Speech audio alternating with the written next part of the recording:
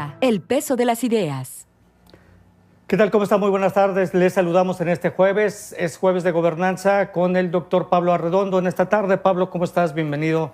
Gusto saludarte. Gracias, Antonio. Muchas gracias. Bueno, vamos a tocar temas que tienen que ver con la gobernanza y uno de ellos precisamente recientemente la casa encuestadora Consulta Mitofsky dio a conocer una encuesta relacionada con la aprobación o desaprobación de la administración del presidente Peña Nieto y resulta que precisamente el mandatario del país está calificado como el peor en la historia de este país, según los datos más recientes de esta encuesta de Consulta Mitofsky, y es que solo el 24% de los mexicanos considera que el presidente Enrique Peña Nieto pues tiene las riendas del país. El 69% afirma que las cosas se le salieron de control, principalmente en lo que respecta al rubro económico, y además este mismo dato, solo el 24% de los mexicanos aprueba su gestión. Se convierte de esta manera en el mandatario peor calificado en la historia de México. Ernesto Zedillo en su peor momento tuvo 31%, si mal no recuerdo, Pablo. Sí. Ahora el presidente Peña Nieto cae al último lugar en la historia de México, 24% de aprobación de su gestión. Sí. ¿Qué te parece? Y me parece que está reflejando una realidad que ojalá,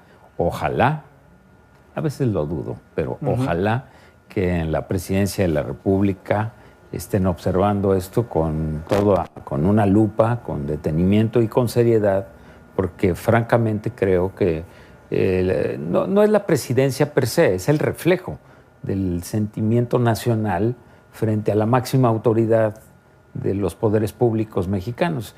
Y lo que esto refleja es que hay un malestar muy serio, un descontento, una desilusión muy fuerte frente a las políticas que este gobierno ha asumido y los resultados, obviamente, porque a final de cuentas, pues la popularidad está muy anclada a no nada más, porque desgraciadamente algunos estrategas de la mercadotecnia política consideran que la imagen lo cubre todo, cuando no es necesariamente cierto.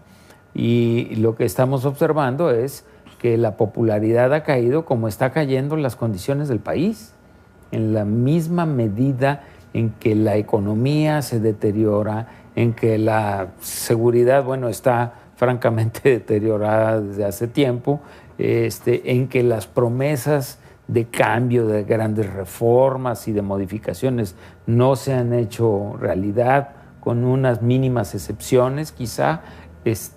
Entonces estamos viendo un país profundamente desencantado. Y cabe señalar que estamos viendo estos resultados de una encuesta antes de que llegue el verdadero golpe que se nos viene. Y el verdadero golpe que se nos viene, tú y yo lo sabemos, tiene que ver con las políticas económicas y migratorias que va a instrumentar Donald Trump en los Estados Unidos y que nos van a afectar de una manera impresionante. Si de por sí la economía venía ya en situación decadente, desde hace por lo menos 2-3 meses, el Fondo Monetario Internacional ya había advertido, ya habían venido los expertos del fondo a decir, cuidado, la economía mexicana está entrando a una situación muy complicada por múltiples razones. Una es porque, y ellos preveían, de llegar a la presidencia Trump y de irse imponiendo sistemas proteccionistas a nivel global, México, y así lo dijeron, es el país más vulnerable de todas las economías emergentes del mundo. Es decir, al país que más fácilmente le van a golpear es a México. Ya lo dijimos la última vez que platicamos, Antonio, que nuestra economía depende, nuestro intercambio comercial depende en un 80% de los Estados Unidos. Entonces, si nos empiezan a cerrar las puertas, a subir los aranceles, a golpear con importaciones, etcétera, etcétera, vamos a tener muy serios problemas. Eso ya se veía venir desde septiembre, cuando todavía muchos de nosotros, y me confieso, creíamos en que era imposible que un patán un patán de la naturaleza de Donald Trump pudiera llegar a la presidencia de los Estados Unidos. Es decir, digo, puede pasar cualquier cosa, pero ese sujeto no debería estar ahí. Bueno, ahora ya sabemos que llegó en condiciones también muy cuestionables, por lo que platicaremos después, pero a final de cuentas, el escenario económico que se nos viene es complicadísimo. Y antes de que llegue ese escenario, este presidente, a 2 años de concluir su mandato, que eso es lo grave, está en niveles de 24% y faltan todavía 1/3 de su administración. 2 años. Yo no sé si en otros escenarios habría que considerar seriamente el relevo antes, pero bueno, es otro tema. Sí. Pero la verdad es que la popularidad es tan baja que está reflejando un malestar muy fuerte en la sociedad mexicana y no deberían de desdeñarse ese malestar, ¿no? Porque desgraciadamente este país no ha sido un país que haya vivido en jauja. De hecho, durante los 30, 40 años anteriores hemos vivido recurrentes crisis, ¿no? Uh-huh. Una tras otra. Tú hablabas de Zedillo, de lo mal que le fue, precisamente porque a él le explota la crisis, la famosa crisis del 94, recién. El famoso error de diciembre. El famoso error de diciembre, recién entrando al gobierno, digamos, uh-huh, empezando su administración, truena aquello y se convierte en la peor crisis de la que se tenga memoria, con una devaluación tremenda, una serie de problemas de carácter macroeconómico fuertísimos, fuga de capitales, deuda externa, deuda interna, y el país viene pagando desde entonces. Estamos hablando ya de 22 años. Así es. 22 años. Estamos pagando todavía el precio de esa crisis. Imagínate que se nos venga otra cosa parecida en los próximos meses. A partir de enero, ¿no? A partir del 20 de enero. A partir del 20 de enero, que se nos pudiera venir una crisis de esa naturaleza. ¿Dónde están las alternativas que se deberían de estar construyendo ya, ¿no? ¿Dónde está el mensaje claro? Y para mí esa es la clave, por eso la popularidad también es tan baja. Porque yo creo que la presidencia de la República primero confundió spots publicitarios y mercadotecnia con comunicación. Y lo que la gente en este momento necesitaría es una comunicación muy clara, muy definida, de la máxima autoridad hacia la ciudadanía. Necesita certeza en este momento. Certeza, ¿no? Total. Necesitaría que el presidente estuviera frente a las cámaras de televisión hablándonos con toda franqueza. Miren, mis queridos conciudadanos, la situación es esta, ¿sí? Y tenemos que prepararnos, tenemos que estar listos. No es que estemos en una situación de guerra, pero estamos en una situación de economía casi de guerra. Podríamos decir que una guerra económica. Una guerra económica. Y no olvidemos que grandes estadistas de la historia pasaron a la historia porque supieron en su momento encarar las crisis y hablarle claro a su ciudadanía. Y se me viene a la memoria alguien que, bueno, es bastante conocido, Winston Churchill, ¿sí? Que le dijo a los ciudadanos ingleses frente a la coyuntura de una guerra inminente contra la Alemania nazi y todo el eje, señores, lo que viene es sangre, sudor y lágrimas, y hay que entrarle. Y convenció a la ciudadanía. Pero nuestras autoridades se esconden en el spot. Ese es el primer problema, ¿sí? Se esconden en las, yo diría, en las verdades a medias, en los eufemismos. Nos quieren consolar con migajitas. No va a pasar nada, es una pequeña turbulencia, agárrense, va a pasar en un rato. No, puede venir un choque Muy fuerte. Bueno, Agustín Carstens del Banco de México sí ha hablado en ese sentido, que el choque económico será muy relevante y hay que tomar previsiones. Pero tiene razón en el sentido de que el gobierno federal lo único que ha anunciado son 11 medidas a través de la Secretaría de Relaciones Exteriores, pero de protección hacia los migrantes y mexicanos que viven en Estados Unidos, pero no propiamente cuál es el plan ante el entorno económico que se avecina. De eso no se ha hablado y ese es el más importante, me parece. No, para empezar, una de las cosas que uno se pregunta es, ¿aceptará el gobierno mexicano renegociar el TLC? ¿Por qué? ¿Por qué? ¿Qué tal si decimos que no? Claro, y que mejor se salga a México y volteen los ojos a otro país, ¿no? Bueno, o qué tal si le decimos a Estados Unidos, no lo vamos a renegociar. Y si quieres, nos vamos a los tribunales internacionales y vemos quién tiene la razón. ¿Sobre qué base me estás planteando una renegociación? Claro. Pablo, permítenos, vamos a hacer una pausa. Regresamos en La Báscula, ese día de gobernanza, con el doctor Pablo Arredondo. Ya volvemos.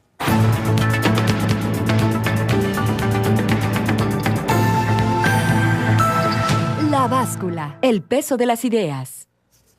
Bueno, continuamos con el doctor Pablo Arredondo en este jueves de gobernanza. Bueno, además de que la baja popularidad o la baja aceptación de la gestión del presidente Enrique Peña Nieto tiene que ver por varios factores. El principal, como ya mencionamos en esta encuesta de Consulta Mitowski, es el aspecto económico. El otro, Pablo, es que también pues a los mexicanos el rubro de la inseguridad es el que más preocupa, ya que desde agosto del 2011, seguido de la inflación y la corrupción, alcanzó su nivel más alto en 11 años, precisamente el tema de la inseguridad. Y bueno, también hay áreas que preocupan, pero son estos dos temas fundamentales, la situación económica, la inseguridad y aquí pues la corrupción, ¿no? Es que van junto con pegado, van junto con pegado. Fíjate que lo que te mencionabas hace un momento sobre las observaciones realizadas por los expertos del Fondo Monetario Internacional, decían claramente, estamos hablando de septiembre, fíjate, todavía no se venía este problema que tenemos ya muy en cara. Pero estaban diciendo clarísimamente, es muy necesario, entre otras cosas, que México tome medidas, pero el gobierno obviamente tome medidas muy serias con respecto a la corrupción, con respecto a la inseguridad. ¿Sí? ¿Por qué? Porque esos dos factores están ahuyentando las inversiones en México. Y se corre el riesgo de si entonces, hace 3 meses, el Fondo Monetario Internacional, se corre el riesgo de que entonces realmente no nada más deje de llegar capital a México, sino se retire el capital que ya está aquí. Eso sin contar con la ayuda de Donald Trump, que va a amenazar a las plantas estadounidenses, por lo menos, que se sentaron aquí, ¿no? O Ford, que se quieran ellas, sentar ¿no? aquí, ¿no? O todas ellas. Ford ¿no? y Carrier. Hoy, de hecho, Donald Trump anunciaba que ya inició negociaciones para evitar que Carrier invierta más en México y las que tiene aquí, pues que las lleve a Estados Unidos. Entonces, fíjate, antes de que esto pasara, ya el Fondo Monetario estaba diciendo la corrupción. Es que estamos viendo unos niveles de corrupción que son impensables, ¿no? Así como... Inaceptables, ¿no? No, es que no es posible que además sea un nivel de corrupción de esa magnitud sin mayores consecuencias, ¿no? Es decir, claro que tenemos los grandes ejemplos ahora de estos patéticos exgobernadores que han robado a diestra y siniestra, pero los castigos son mínimos. Los castigos son mínimos. Y la pregunta que muchos nos hacemos es, ¿y por qué en su momento no detectaron todo lo que estaban haciendo? ¿Por qué al señor Duarte, exgobernador de Veracruz, verdad, no lo observaron hace 3 años, que estaba haciendo las mismas porquerías que ahora saca la prensa a la luz? Ya las estaba haciendo hace 3 años. Y el gobierno lo sabe, el gobierno federal lo sabe. Claro. ¿Por qué se abstuvieron de ir en contra de ese tipo de corrupción? Bueno, ese es el ejemplo. No, y el otro, Pablo, que todavía se me hace mucho más patético, el caso de Tomás Yarrington, exgobernador de Tamaulipas. Bueno, 10 años después. 10 años después tú dices, bueno, pues ¿de qué se trata? ¿De qué se trata? Entonces, esto es una burla a la ciudadanía. Si la máxima autoridad política de este país, insisto, que radica todavía en la presidencia de la República, no es capaz de hablarnos a los ciudadanos, a usted, a mí, de frente, y de decirnos claramente las cosas. De andarse escondiendo detrás de la noticia cómoda que le ofrecen algunas coberturas o del spot que paga, pues los ciudadanos estamos profundamente desencantados. Y evidentemente este desencanto puede variar, lo dicen las encuestas. Claro. Los jóvenes particularmente son los más desencantados y tienen toda la razón del mundo. Ellos tienen un futuro bien incierto, bien negro enfrente, ¿no? Las personas con mayor nivel de educación son las más desencantadas porque tienen mayor información y se dan cuenta de lo peligroso, de lo riesgoso, de lo complicado que es este escenario que se construyó ya, ¿no? en México. Y entonces, pues yo sí, con toda sinceridad digo, ¿qué vamos a exigirle a este gobierno que haga en los 2 años que le queda? No deberíamos de sentarnos a ver si pasa la tormenta. Tendríamos que tener políticas muy claras frente a lo que viene. Muy agresivas en el mejor sentido de la palabra. Claro. Es decir, defendiendo nuestros intereses por sobre cualquier otra cuestión, ¿no? Es decir, ¿por qué vamos a permitir que fácilmente nos golpeen? No tenemos que permitir. Ese tendría que ser el principio. No nos van a golpear fácilmente. Les va a costar, claro, vamos a decir, ¿no? Y sin embargo, el gobierno federal, bueno, ayer el presidente Enrique Peña Nieto decía que todavía no se establece ningún contacto ni fecha probable con una nueva reunión con Donald Trump ya como presidente electo. Mira, entonces tú dices, bueno, pues ¿para qué estás esperando? Mejor hay que trabajar en un plan alternativo y creo que no lo va a recibir. No tiene ningún sentido que se ande entrevistando. Tendríamos que estar trabajando nosotros por nuestros intereses, independientemente si al señor Trump le cae bien, le cae mal, le gusta o le disgusta. Ese es su problema. Nosotros tendríamos que estar haciendo algo por nosotros mismos. No se ve una política seriamente y profunda de defensa, por ejemplo, de los migrantes. Creo que son más claros, y lo hemos constatado, son más claros algunos actores políticos estadounidenses que no están dispuestos a que las políticas del gobierno federal estadounidense, de Donald Trump, se impongan en sus propias ciudades y espacios, por ejemplo. Los alcaldes de algunas grandes ciudades son más claros y más directos para decirle a Donald Trump, no vas a atentar contra los inmigrantes, no vas a atentar contra la gente de otra raza, de otro color, ¿sí? No vas a atentar contra las mujeres, no vas a atentar contra las minorías. Y eso en su propio país. ¿Qué te parece, Pablo, si vemos precisamente un video donde esto que tú mencionas le dice el alcalde de Nueva York a Donald Trump como presidente electo? Vamos a ver este video y luego regresamos para comentar.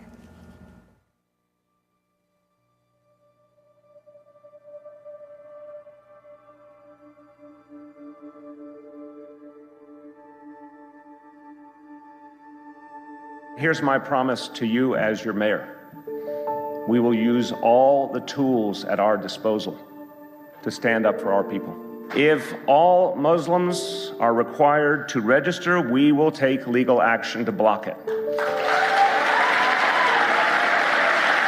If the federal government wants our police officers to tear immigrant families apart, we will refuse to do it.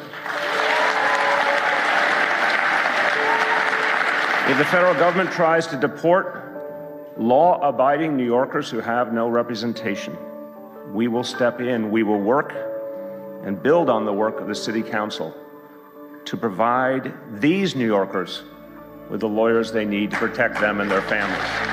If the Justice Department orders local police to resume stop and frisk, we will not comply. We won't trade in neighborhood policing for racial profiling. If there are threats to federal funding for Planned Parenthood of New York City, we will ensure women receive the health care they need.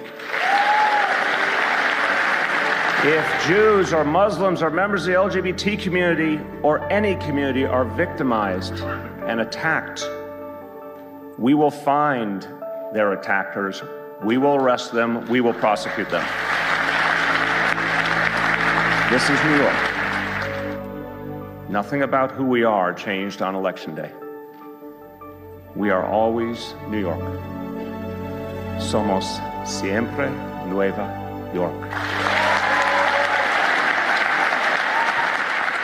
Always New York, somos siempre Nueva York, termina en español precisamente el alcalde, contundente el mensaje. Las políticas de Donald Trump no se aplicarán en Nueva York, Pablo. Contundente. Y además está hablando ante las diversas comunidades que habitan en esta ciudad norteamericana, ¿no? Que eso es lo importante. Las minorías, incluso habla de la población lésbico, gay también. Ninguna política de Donald Trump se aplicará en Nueva York. En efecto. Y yo me pregunto, digo, aplaudo lo que hace un político de esa envergadura ahí, ¿sí? Yo me pregunto, ¿qué discurso en defensa de nuestros intereses de esa naturaleza hemos escuchado aquí en México? Ninguno.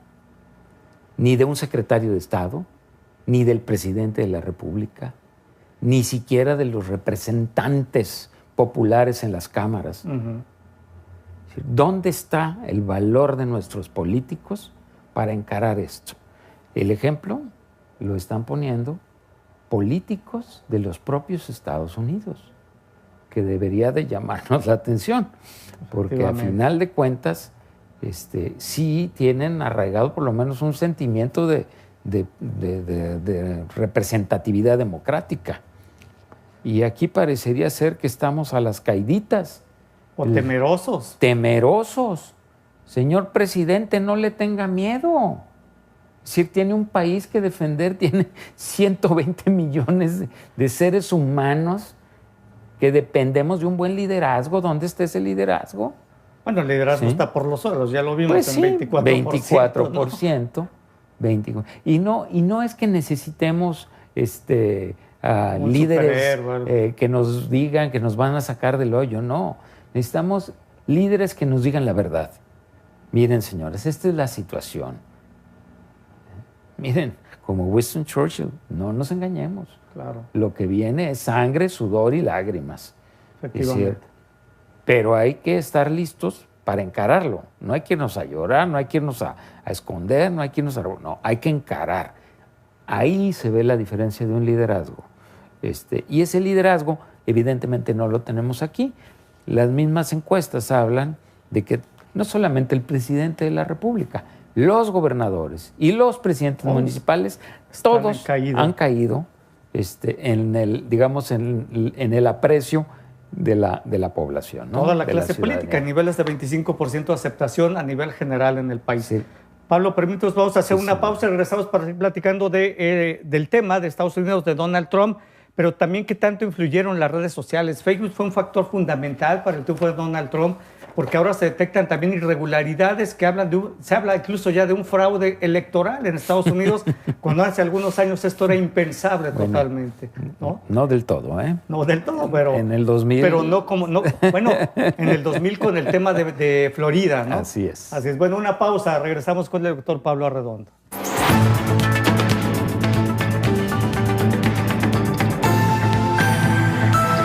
La báscula, el peso de las ideas. Bueno, continuamos en La Báscula con el doctor Pablo Arredondo. Mire usted, en Estados Unidos los periódicos tradicionales se toman con mucha seriedad el papel que jugaron en el actual proceso electoral, pero también estos mismos directivos de periódicos, los propios periodistas han caído en cuenta en que quizá la influencia que estos periódicos tradicionales tienen, pues han perdido poco a poco por una influencia mucho mayor que representan las redes sociales. Y es que Facebook, por ejemplo, pues tiene una influencia tal que supera ya los 156 millones de estadounidenses. Y la pregunta es, ¿hasta qué punto Facebook influyó o fue un factor clave para el triunfo de Donald Trump en el pasado proceso electoral en Estados Unidos? Pablo, sobre esto, ¿qué nos comenta? Sí. ¿Influyó Facebook? Mira, es difícil decirlo así contundentemente, ¿no? Porque sería hasta medio demagógico, ¿no? Decir, sí, claro, como ya llegaron las redes, ya las redes imponen todas las condiciones. No, yo creo que hay una mezcla de factores entre los cuales el papel de las redes y concretamente de Facebook es muy importante y que hay que considerar.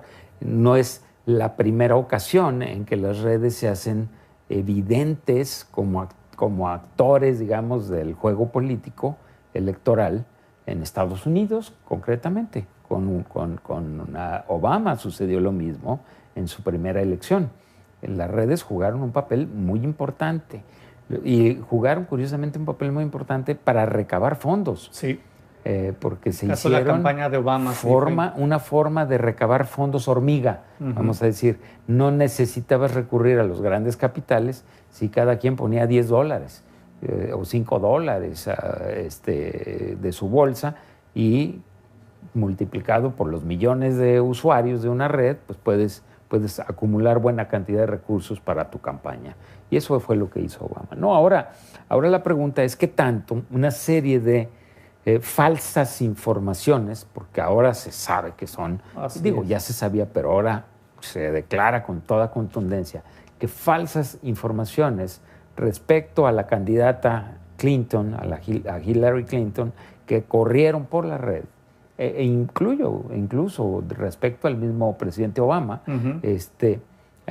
fueron factores que terminaron haciendo que cierto electorado se inclinara hacia el candidato ultraconservador y misógino y patán y todo lo demás llamado Donald Trump. Y bueno, ahí está el debate.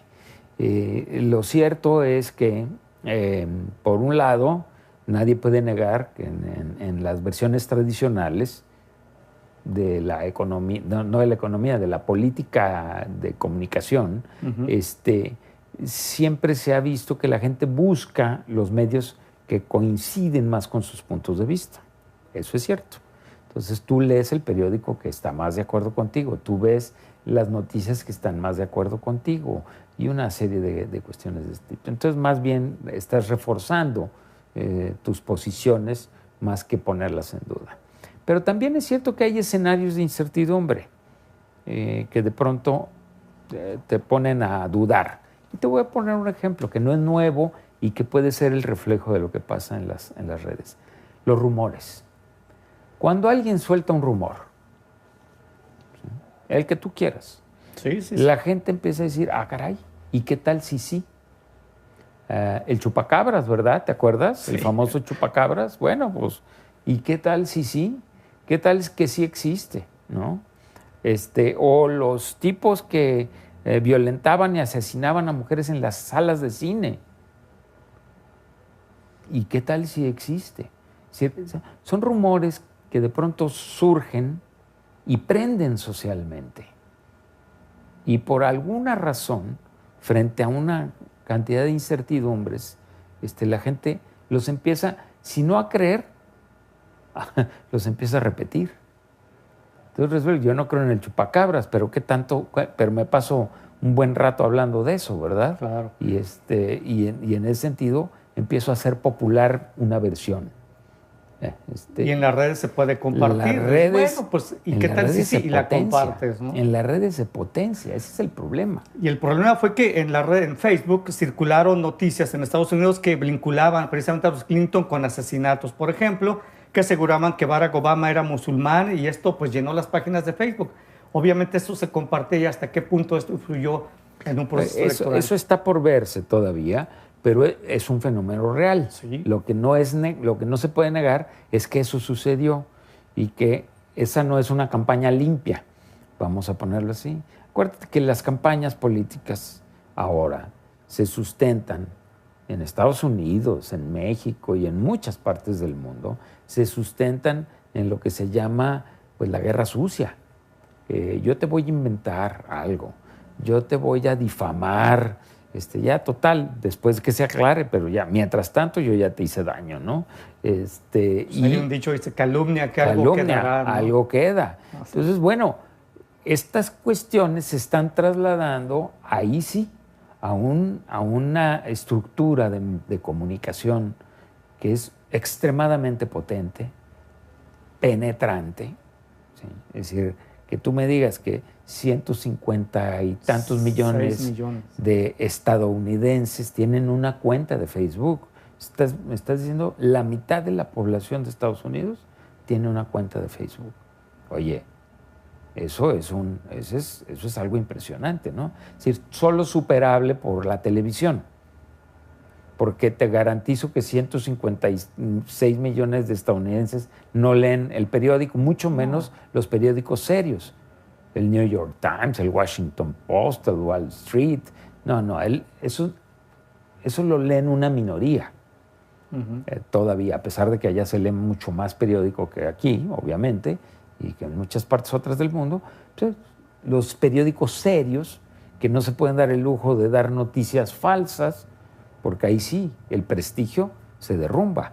Pues, Pablo, tú que eres un especialista en medios de comunicación, una pregunta un tanto aventurada en todo este escenario y bueno, lo que vemos también que pasa en redes sociales, aquí en procesos electorales, incluso en la vida cotidiana, que se difunden información falsa en las redes sociales sobre todo. ¿Es tiempo de comenzar a pensar en regular las redes sociales? No, yo creo que no. La respuesta no va por ahí. Regular es muy delicado.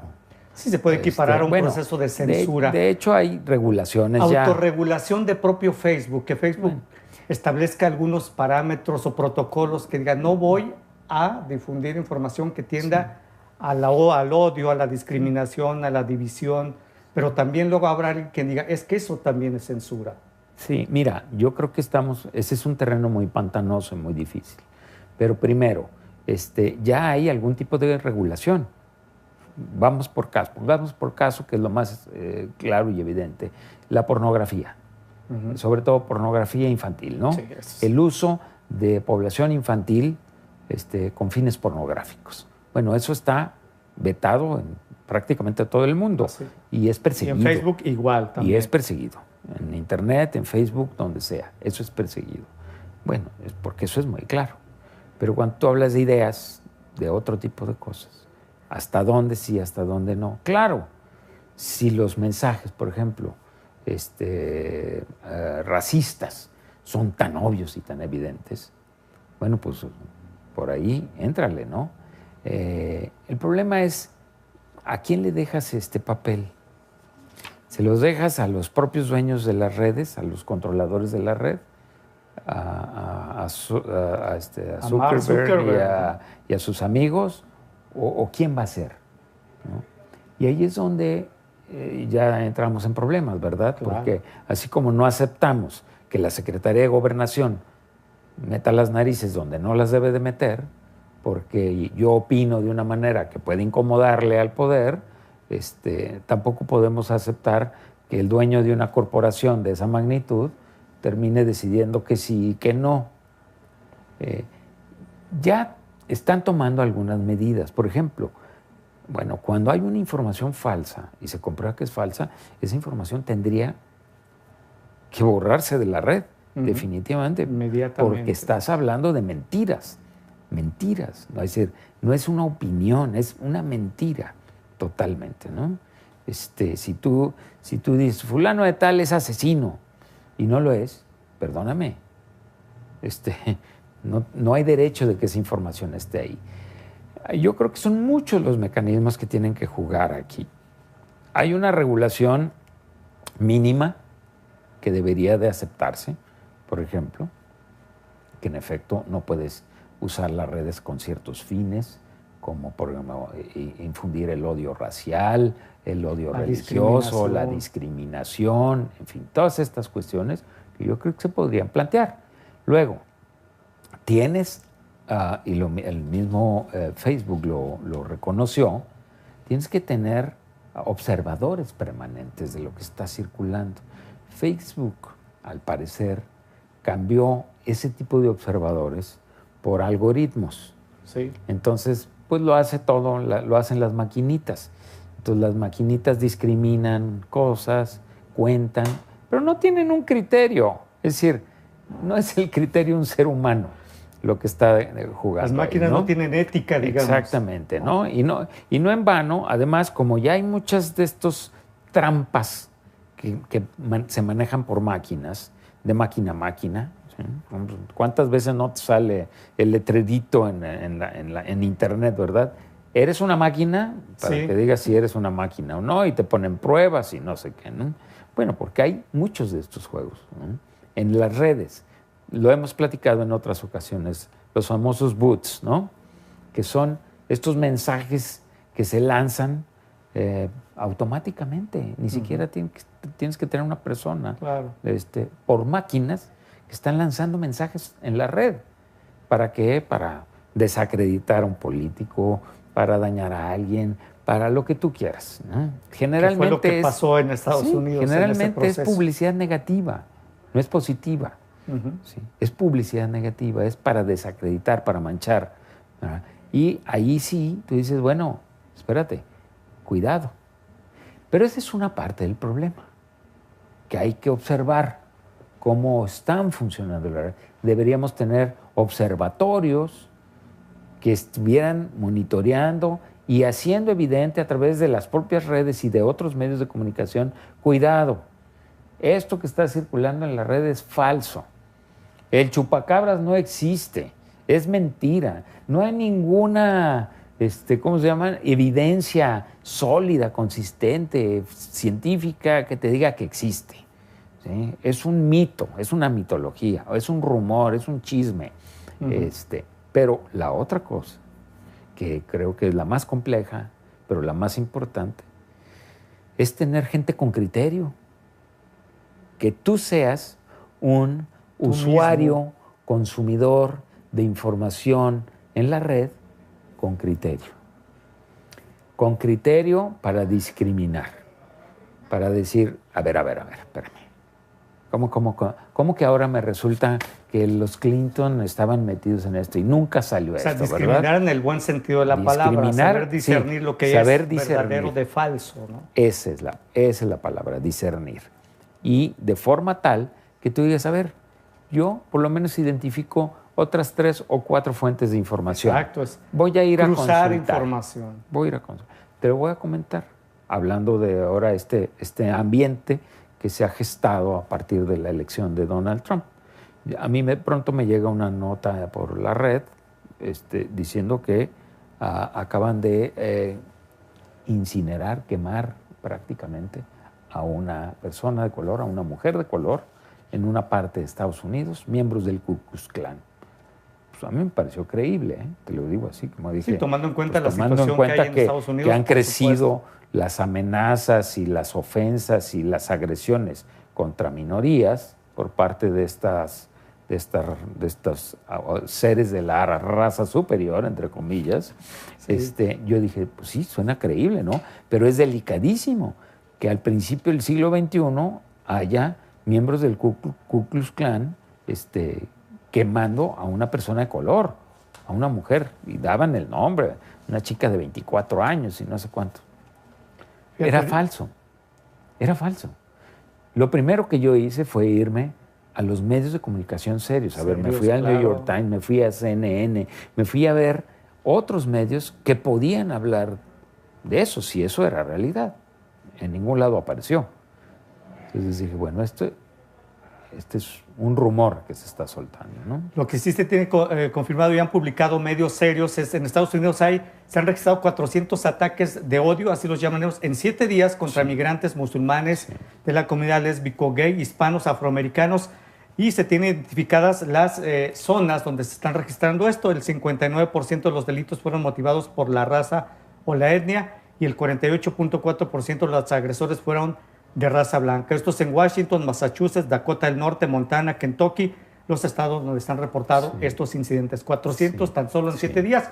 Y es hasta cierto punto lo que provocó esta campaña de odio, discriminación y xenofóbica de Donald Trump, ¿no? Y es muy delicado, francamente, porque puede emprender dinámicas sociales que después se vuelven incontrolables. Por eso la importancia de las palabras de un político, del mayor de Nueva York, cuando dice: aquellos que ataquen a estas minorías y a estas personas, los vamos a perseguir, los va a perseguir la ley. La policía que ahí policía. Los vamos a perseguir y vamos a hacer que paguen por sus agresiones, ¿no? Eso es lo que tiene que decir la autoridad. Donald Trump ha sido un irresponsable y desgraciadamente supongo que aunque dice que se modere, lo va a seguir siendo y puede que peor, ya con el... Pues nada más hay que ver los nombramientos que ha estado haciendo recientemente y uno dice, bueno, cuando piensas que la situación no va a ser peor y con esos nombramientos creo que se va a complicar mucho más aún, ¿no? Exactamente. Uno de los nombramientos recae precisamente en un director de una agencia de información de Internet que se dedicó a difamar directamente, ¿no? Y es uno de sus asesores más, va a ser como el jefe de su gabinete. El asesor estratégico de la Casa Blanca. Es un hombre que se dedica a la difamación, a golpear. A través de las redes. A través de las redes. Bueno, ahí está su pago, Ahí está. ¿Sí? Por eso la cuestión es Facebook, ¿qué tanto influyó en eso? Yo creo que Facebook tiene que estar pensando muy seriamente, porque también, mira, Facebook es una red, quizá la más importante en este momento, pero no es la única, ¿no? Se están multiplicando las redes. Hay otras redes que están adquiriendo, sobre todo por segmentos de población, más popularidad que el propio Face. En fin, a la larga, si se comprueba que Facebook trabaja, digamos, en apoyo a ciertas ideas o a ciertas, puede perder una buena cantidad de usuarios. Y acuérdate que finalmente están metidos en una economía de mercado, donde si no tienes usuarios suficientes y si no tienes, bueno, pues pierdes. La información que maneja Facebook, por ejemplo, es un negocio para ellos y es información especializada, segmentizada, que esto es lo importante, que sirve a determinados sectores, ¿no? En todos los ámbitos y en el político mucho más sobre todo.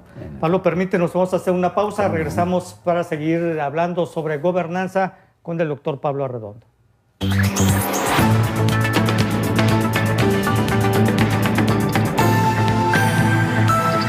La báscula, el peso de las ideas. Bueno, continuamos jueves de gobernanza con el doctor Pablo Arredondo. Mire usted, un grupo de expertos en informática, también algunos abogados pidieron a la campaña de Hillary Clinton que impute los resultados de las elecciones en 3 entidades, ya que afirman ellos que cuentan con suficiente evidencia de que podrían haber sido manipulados los resultados.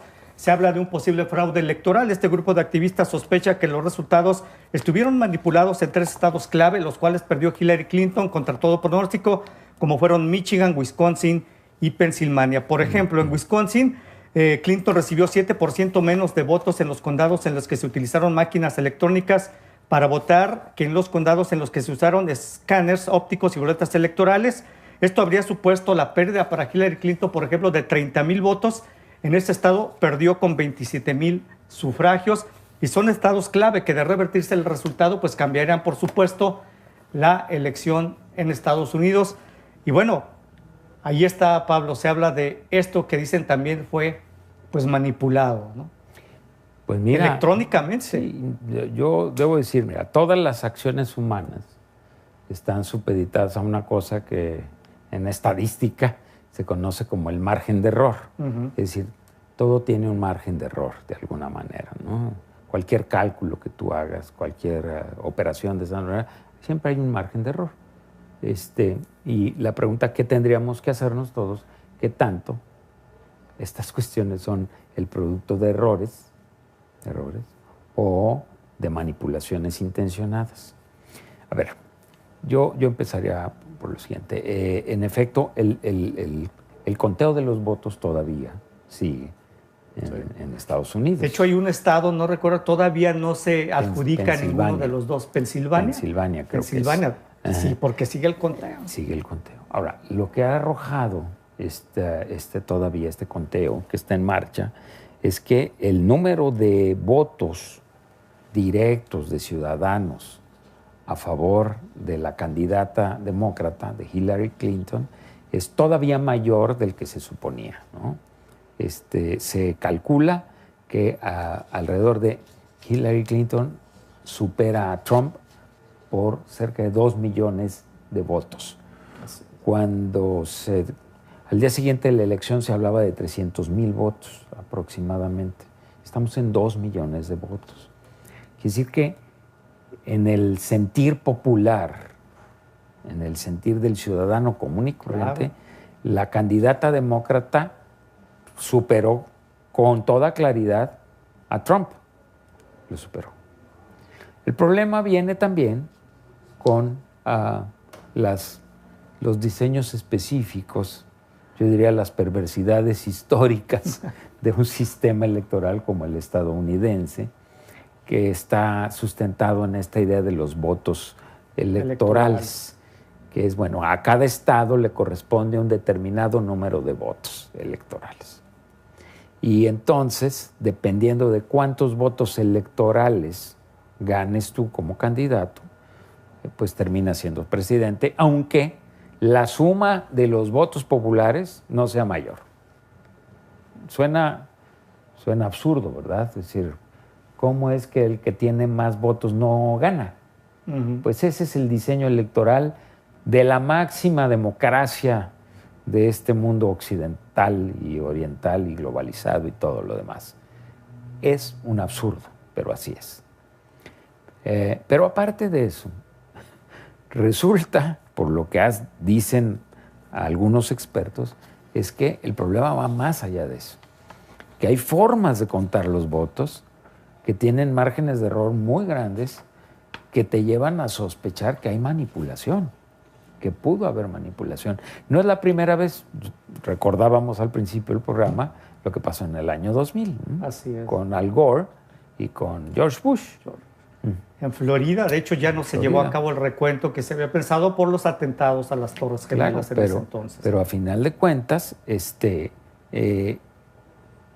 ese caso, el margen fue tan pequeño, que la duda era, a ver, de veras. Sí, tú decías, bueno, pues nada más. ¿Cómo? Aquí el margen no es pequeño. El margen es muy amplio, es muy grande.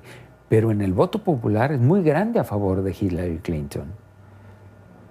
La cuestión es si esto va a recaer sobre los estados clave.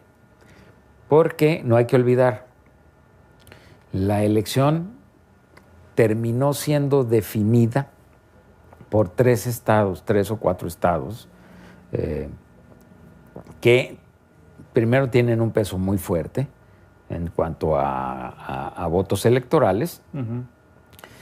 Curiosamente, que eran estados que se perfilaban como demócratas, pero terminaron inclinándose hacia lo republicano, y en donde Trump y sus asesores concentraron todas las baterías, sobre todo sobre los electores a los que ellos consideraban que los iban a apoyar, ¿no? Que eran estas personas de raza blanca que se sienten desplazados y menospreciados en el ámbito económico y social estadounidense. Yo no creo a estas alturas del partido que vaya a existir que vaya a impugnar recuento. Hillary Clinton. Y los demócratas ya dijeron que ellos no van a impugnar nada. Más bien son organizaciones prodemócratas y organizaciones civiles de otra naturaleza las que están diciendo es que hay evidencia suficiente para que se impugne, para que se haga un conteo distinto. Ahora sí que un voto por voto y de casilla hecho, lo que por quieren, casilla, ¿no? un recuento manual de los votos. En efecto, un voto por voto y casilla por... Porque también... ¿No los estará asesorando alguien conocido? Pues a lo mejor ya les dio la pista, la idea. Oye, ¿no? Pablo, ya se nos terminó el tiempo. Llegamos al final. Pablo, muchas gracias. Al contrario, Antonio, siempre es un placer. Gracias, Pablo, y muchas gracias a usted. Que pase buenas tardes.